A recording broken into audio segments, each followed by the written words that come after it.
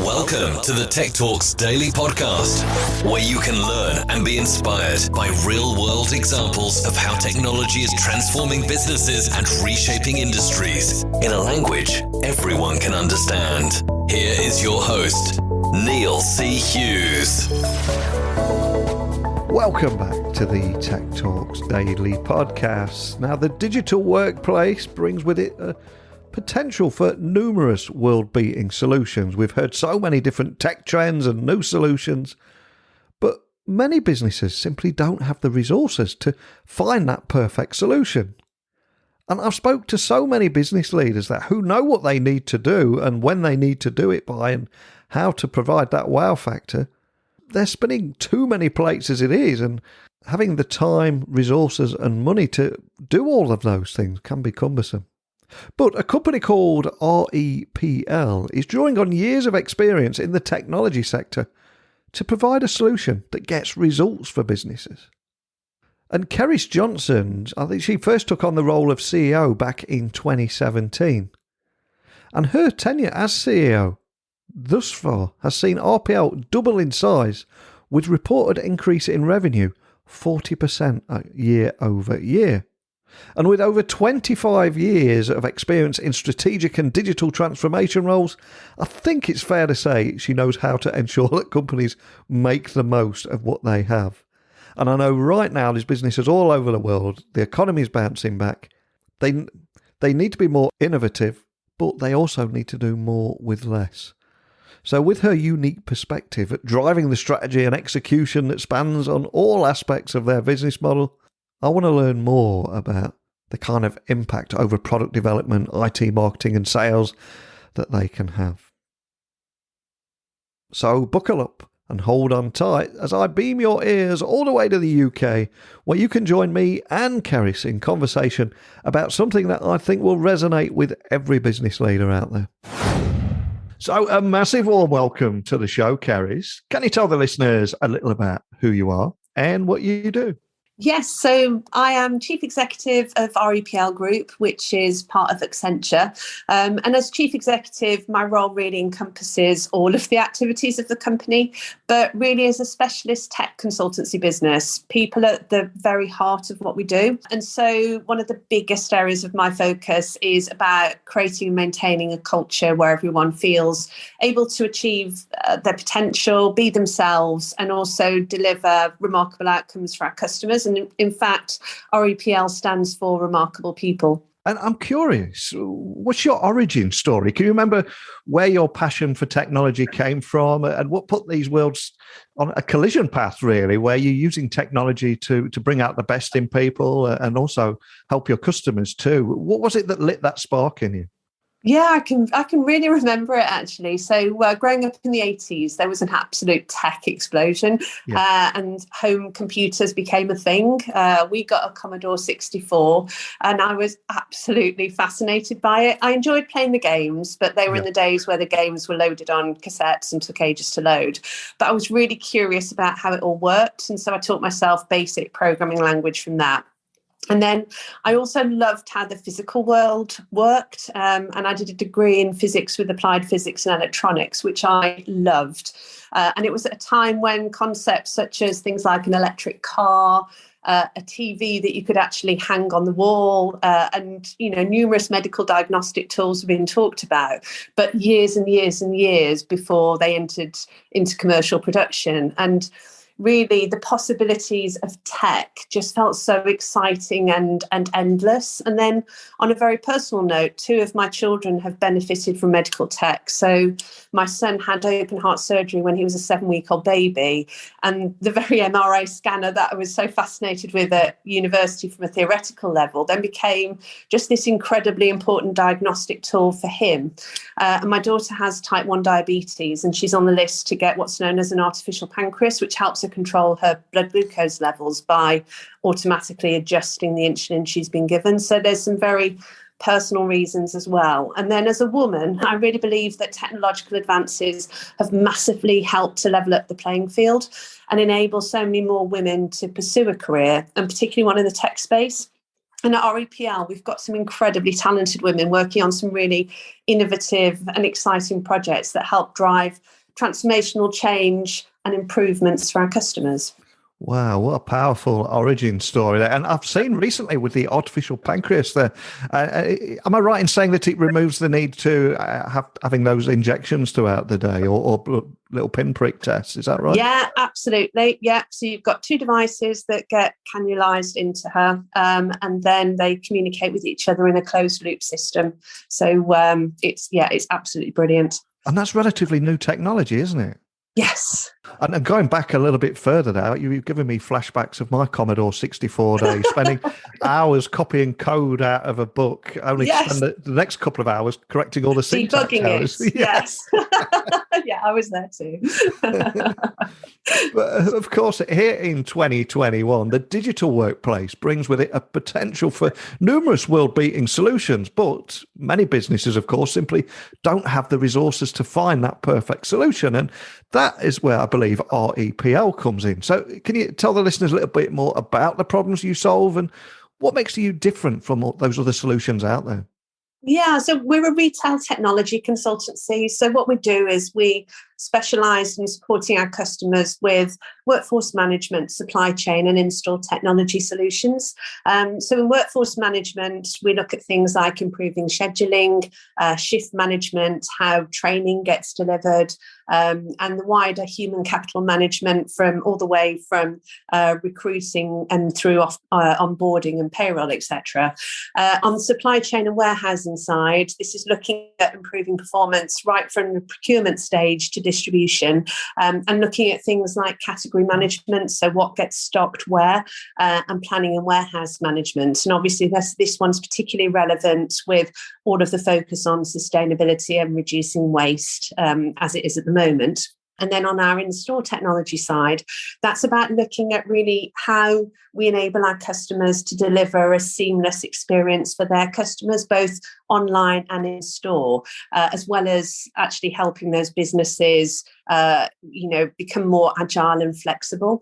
And then what we do with our customers and our solution partners is we work together with them and we bring together their expertise and our team's deep expertise in integration, implementation, development, data science, testing, and change management to ensure that we provide that holistic solution that really will be successful. And before you came on the podcast today, I was doing a little bit of research on the company, and I learned that you first opened the doors in, I think it was way back in 2007, with the aim to enhance the capacity of businesses of all sorts, and a kind of an ethos where no one deserved to be left behind in this technological age that we all find ourselves in. But of course, that demands a different approach that could enable them to scale easily and adapt effectively to suit the needs of different markets and industries. But when I was reading that, it feels more relevant today than possibly it did 14 years ago, right? Oh, I completely agree. I mean, if we go back to 14 years ago, the founders of Rpl set out to do things differently, and they wanted to build a tech consultancy that centered around people and not processes. And I think the challenges of COVID have accelerated tech transformation, and it's a change that's here to stay. And if we look at global supply chain shortages to the human impact of lockdown and self-isolation, the pandemic, tech's really been the answer that people have turned to. So, whether it's to keep in contact with friends and family, keeping businesses running through, the COVID lockdown period, being able to create that interaction when you can't actually physically see someone face to face, all the way to solving some of the more complex global supply chain issues. And if you factor in the global climate crisis, technology is going to be a real critical enabler to help drive that change. And I also think when it comes to the technology sector, it is easy to get lost in all the hardware and software, etc., that goes into making it a success and bringing those expensive IT projects to life. But can you tell me a little bit more about how you've achieved success through working more closely with people too? Because I think that's a secret ingredient that a lot of companies miss. Yeah, there can be a tendency to have tech for the sake of tech. Yeah. And to me, tech needs to have meaning and use. Otherwise, it's a distraction, and at its worst, it can actually be a barrier between a business and its customers. So when we engage with our customers, we first of all seek to understand what the problem statements are, what are we trying to resolve, and then we'll work in collaboration with them to help define what the change looks like. So tech has got a massive role to play in this, but the most important interface is still that between human and human. And that's one of the reasons why we also value such a diverse team in defining and delivering our solutions, because the ultimate end customer will be similarly diverse. And if we take workforce management as an example, there's been a real shift from treating employees as a commodity that can be replaced to having an employee-centric model. Talent is in short supply, so it's recognising the importance that people have on the success of a company. And many retailers that we work with are focused on becoming an employer of choice and recognise that, profitability and revenue gets generated as a result of this. And it's exactly the same for our business as it is for our retail customers. And if I go back to my IT days, I've seen on numerous occasions where new tech becomes available, and many businesses see it as an opportunity to, hey, we could reduce headcount as a result of this. And of course, really, I think tech works best when it complements human skills rather than competing for them human job roles. So on that side of things, what is it that excites you about people and technology seamlessly working together?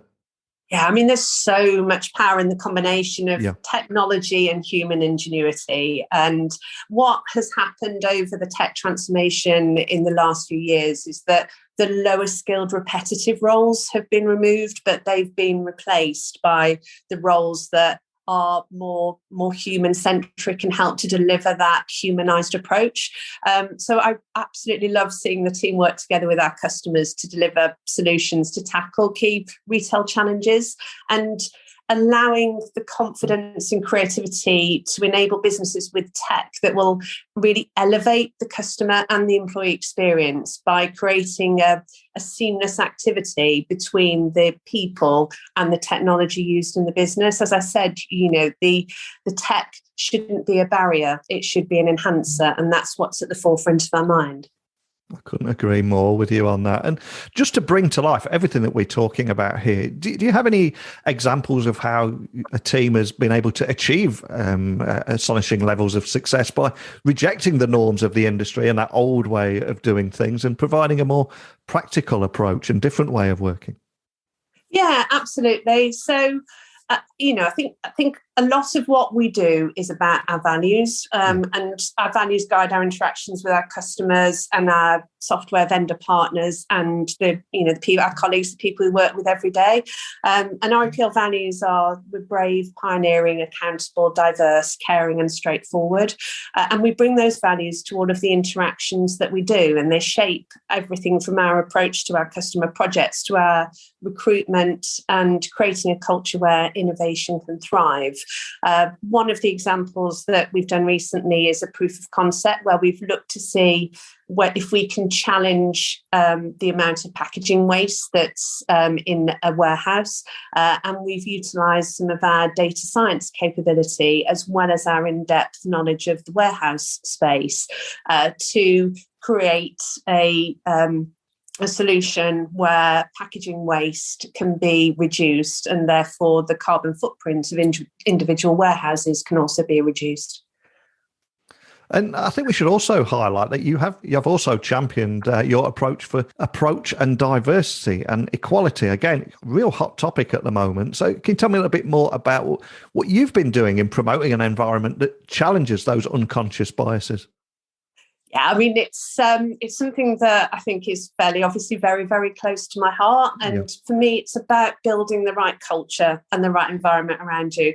And it's every single aspect of that interaction. So it's all the way from recruiting candidates that share the same values on diversity to ensuring that we have underrepresented role models very visible within a business, and also encouraging those underrepresented groups to take part in networking or even mentoring opportunities. And someone introduced me to the concept of culture add. So instead of culture fit, where you take on people that are a representative cut and copy of the current team, you look to actively add to your culture. And we've got so many internal groups that are run by self-nominated members of our team. So we've got the Ethnic Diversity and Active Inclusion Group, Women in Technology Group, Pride, Wellbeing, the engagement network, and these groups actively engage with the leadership team to challenge us to make sure that policies and procedures are always at the very best standard they could be, and that we're being as forward facing as possible, as well as educating our wider community to be better allies and advocates. And I'm really, really proud that Rpl got recognised in the Great Place to Work as one of the UK's top workplaces for women, because I truly believe that that difference makes us authentic and innovative. We know our different people, culture, mindsets, geographies will always drive us to be our best. And so we actively foster a community based upon inclusion. I love that. And we are at the time of the year where we scroll down our news feeds and we're full of trends and predictions for 2022. So I'm going to ask you to stare into your virtual crystal ball and ask you what excites you about tech in 2022, and what are you doing to prepare for next year too? Yeah, I think that the tech explosion will continue. I think the utilisation of having data science and advanced analytics combined with specialist knowledge in the workplace, supply chain and customer experience, in-store tech specialities that we have is really, really exciting to marry those two together and to find ways in which we can accelerate change and bring benefits to customers sooner. Accenture acquired Rpl in March this year. So, from a personal note, as we prepare for next year, I'm really excited about watching the combination of Rpl and Accenture translate into real tangible benefits for our customers. So taking the specialist know-how in Rpl and combining that with the might and global reach of Accenture is super exciting for the opportunities.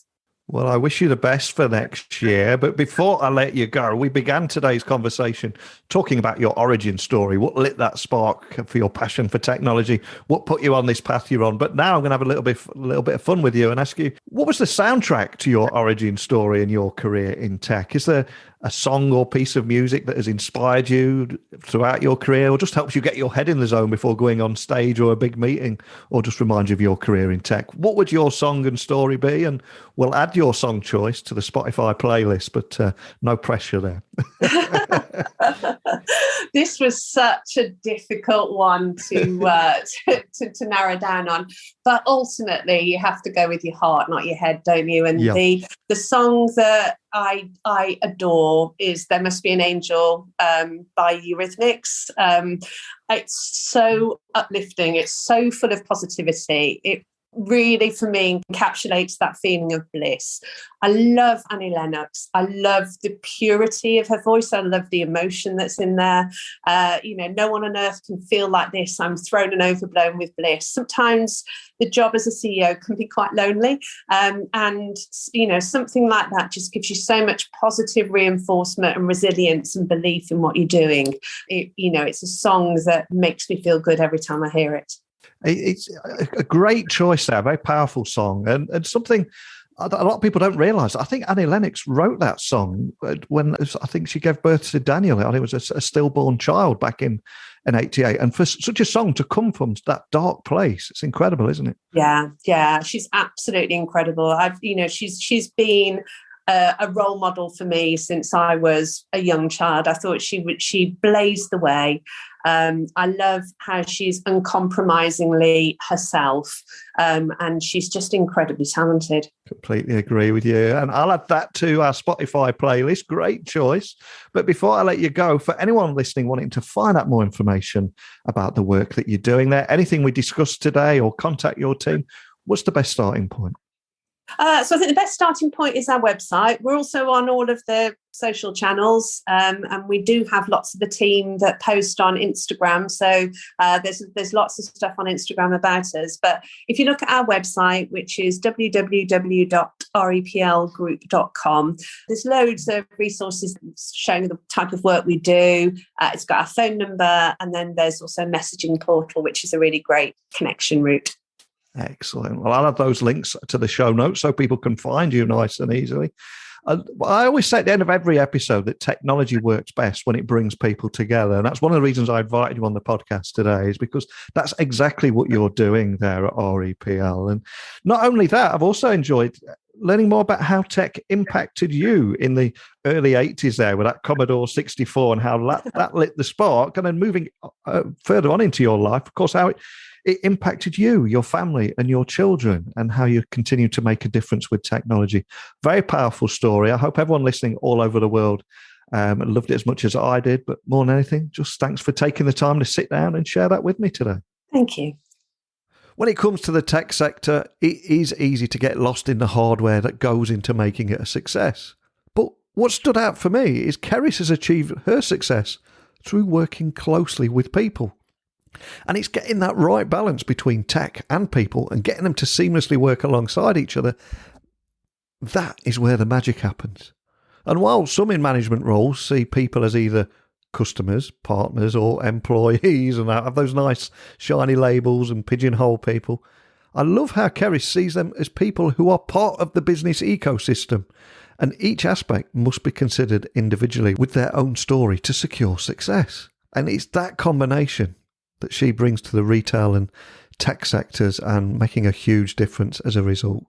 So, Cerys, if you do listen to this back, a huge thank you for taking the time to share your story with me today. And everyone listening, there's a seat here for you to come on here and share your story with me. And if you don't want to do that, if you'd sooner just send an email or a direct message, please don't just passively listen. Send me a message now, stick in the subject, long-time listener, first-time caller, or first-time comment. I'm the easiest guy in the world to get hold of, so please send that message. Techblogwriter@outlook.com, Twitter, Instagram, LinkedIn. Just look for @NeilC.Hughes. And my website, if you'd like to work with me, is techblogwriter.co.uk. And in a nutshell, if you are new, I help businesses and CEOs, etc., write their business blogs and thought leadership blogs, and also help businesses launch their own podcast. Whatever it is, give me a shout. If not, I'll see you bright and early. Same time, same place. We'll have another conversation and another story that hopefully will inspire you about how technology works best when it brings people together.